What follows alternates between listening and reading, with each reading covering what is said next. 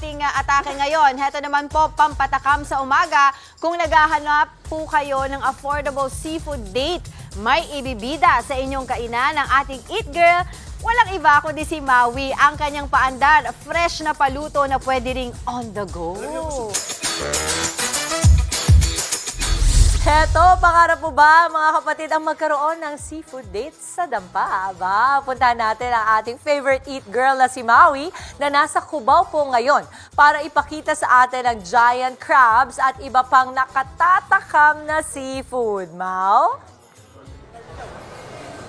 Yes, Mama Dims! Good morning! Tamang-tama ka, nakakatakam at talagang malalaki ang kanilang mga seafood dito sa Jonas Seafood, dito po sa Farmers Market, Cubao! O diba, ganda ng location natin for today. First time natin magpuntang palengke para tayong Mami Chiki for today. At eto ang maganda po sa Jonas Seafood, meron silang paluto. Sila lang po yung may pwesto dito na may paluto.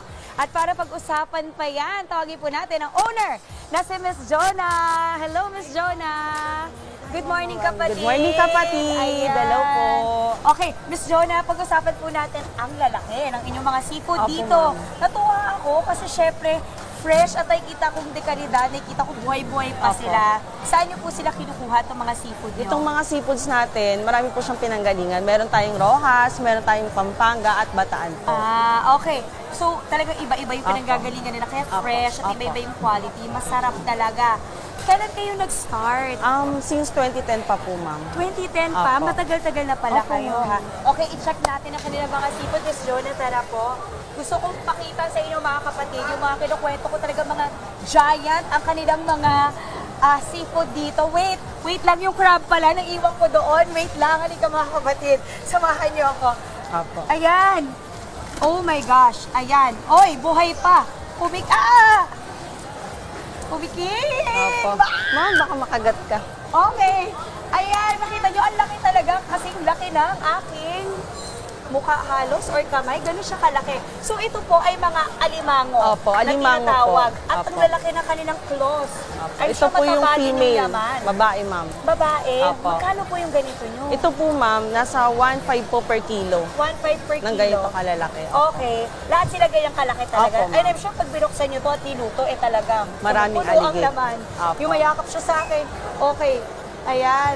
Tapos, Meron dito din naman po tayong mga banda, dito, meron din ma'am. sila mga lobster, mga kapatid. Opo, buhay na lobster, ma'am. Na buhay. Opo. Ayan. Tingnan nyo naman.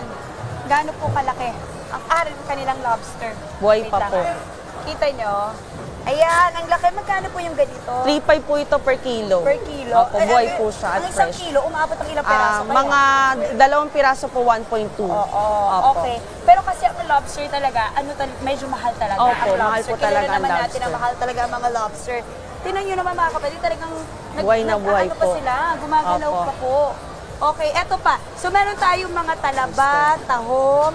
Uy, ang lalaki ng inyong mga hipon. Opo, mga sub po, ma'am. Mga sugpo. Okay, wait, ito. Tiger sugpo po. Na tiger Yan. prawn. Opo. Uy, ang laki. Grabe.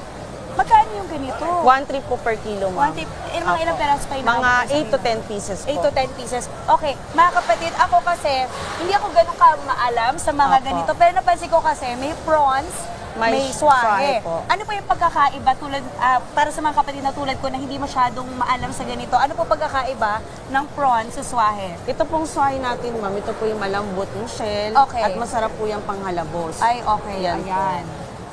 Okay, tapos, Ito naman pong ating tiger prawns. Yan po yung mga masarap po siyang ihawin. Oo. Or ibig kasi mas hard shell po siya, ma'am. ayan. At saka tingnan nyo yung pagkakaiba Opo. ha. Talagang malaki yung difference. Malaki. Tapos syempre meron pa tayo dito yung mga pusit, lumot, alimasag. alimasag naman, scallops. Opo. Meron At pang clams, alaan. marami. Grabe, sobrang dami. At ang maganda doon, Miss Jonah, nabanggit ko kanina, meron kayong paluto Opo, dito. ma'am. So mamaya makakatikim tayo Opo, ma'am. ng inyong mga fresh at di kalidad na seafood. Excited na excited ako. At nakakatuwa. Wait, kanina may natanong pala ako. Share ko lang sa ating mga kapatid. Gusto ko ng konting hack or trivia. Dito po ba sa palengke, meron po bang mura na panahon ang mga seafood? Meron po, ma'am.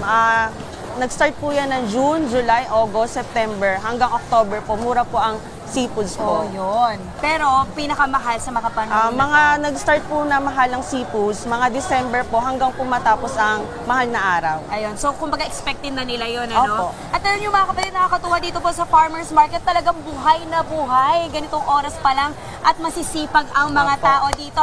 Miss Jonah, thank you so much. Mamaya samahan nyo ako. Opo, Mamaya ma'am. magtitikiman tayo ng inyong mga seafood na Seafoods, fresh tablet. at matataba. Huwag kayo alis mga kapatid. That's it for now sa On The Go. Babalik po kami mamaya. But for now, back to the studio.